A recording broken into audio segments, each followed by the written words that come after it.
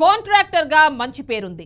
ఎమ్మెల్యేగా పోటీ చేసేందుకు టీఆర్ఎస్ అధినేత కేసీఆర్ టికెట్ ఇచ్చారు. ఇంకేముంది, కళ్ళు మూసుకుని ప్రజలు ఓటేశారు. కాంట్రాక్టర్ గా పనులు తెలిసి ఉండటం, తొలిసారిగా ఎమ్మెల్యే అవడంతో మంచి పేరు తెచ్చుకోవాలని పలు అభివృద్ధి పనులు చేశారు.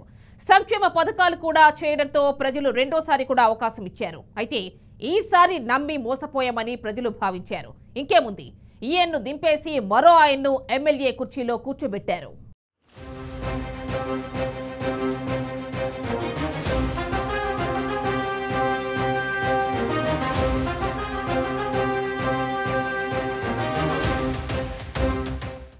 వర్ధన్నపేట నియోజకవర్గం నుండి రెండుసార్లు ఎమ్మెల్యేగా ఆలూరి రమేష్ కు ప్రజలు మంచి విజయాన్ని అందించారు. రాష్ట్రంలోనే అత్యధిక మెజారిటీతో గెలిచిన రెండవ ఎమ్మెల్యేగా పేరు సంపాదించుకున్నారు కూడా.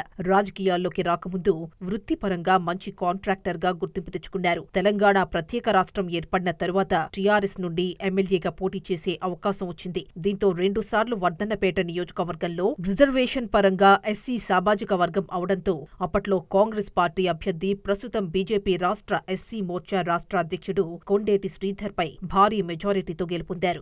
ఎందుకు ఎలా జరుపుకుంటున్నారు? కాంగ్రెస్ రైతు భరోసా ఇవ్వనందుక, లేకపోతే బోనస్ పూర్తిగా ఇవ్వనందుక, రుణమాఫీ పూర్తిగా జరగనందుక, 24 గంటల కరెంట్ ఇవ్వనందుక, ఏ విధానంగా విజయోత్సవాలు జరుపుకుంటారనేది రేవంత్ రెడ్డి ప్రజలకు చెప్పాల్సిన అవసరం ఉంది.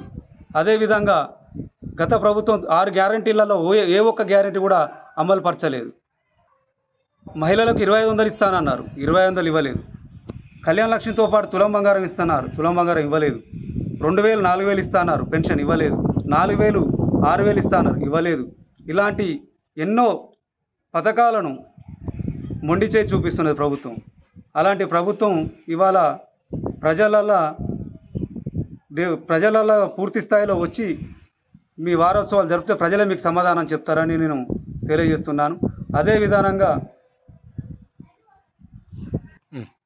మిషన్ భగీరథ ద్వారా తెలంగాణ రాష్ట్రంలో ప్రతి ఇంటికి త్రాగునీరు అందించిన ఘనత టీఆర్ఎస్ ప్రభుత్వం కేసీఆర్ గారిది. అదేవిధంగా రాష్ట్రంలో గ్రామీణ ప్రాంతాలు ఎంతో అభివృద్ధి చెంది దేశంలోనే అగ్రగామిగా ఎన్నో అవార్డులు అందుకున్న చరిత్ర టీఆర్ఎస్ ప్రభుత్వానికి. అదేవిధంగా అభివృద్ధి పథకాలను అమలు చేస్తూ ప్రజలకు దగ్గరైన ఎమ్మెల్యేలకు బీఆర్ఎస్ అధినేత కేసీఆర్ రెండవసారి అవకాశం ఇచ్చారు. తొలిసారి చేసిన మంచి పనుల కారణంగా రెండోసారి కూడా ఎన్నికల్లో విజయం సాధించడంతో తనకు సాటి లేదని అనుకున్నారు. దీంతో కాస్త ఓవర్ కాన్ఫిడెన్స్ ఎక్కువై అంతకుముందు కాస్తో కూస్తో చేసిన అభివృద్ధి పనులను రెండోసారి గెలిచాక నిర్లక్ష్యం చేశారని ఆరోపణలను ఎదుర్కొన్నారు. నియోజకవర్గ అభివృద్ధికి అవసరమైన పనులను చేపట్టలేకపోయారని, అవినీతి అక్రమాలకు పాల్పడ్డారనే విమర్శలను సైతం ఎదుర్కొన్నారు. అందువల్ల గత ఎన్నికల్లో ఓటమి పాలయ్యారని ప్రజలు బాహాటంగానే అంటున్నారు.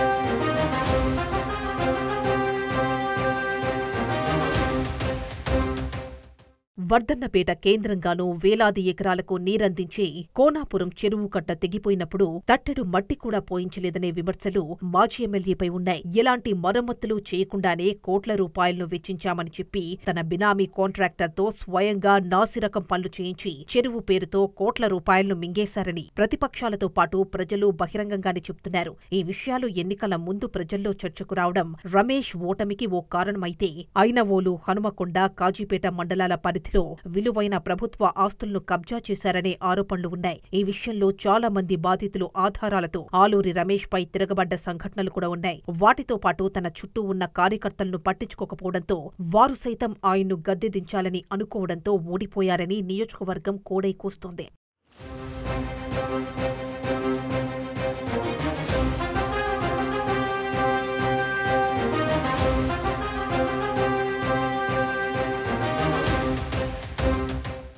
మరి ఈసారి ఎదురైన అనుభవాలను, వచ్చిన ఆరోపణలను ఎలా తిప్పికొడతారో లేదో అనేది ఆసక్తికరంగా మారింది. ఆరోపణలను తిప్పికొట్టి ఎమ్మెల్యే టికెట్ దక్కించుకుని భవిష్యత్తులో ఏ విధంగా కంబ్యాక్ ఇస్తారో చూడాలి.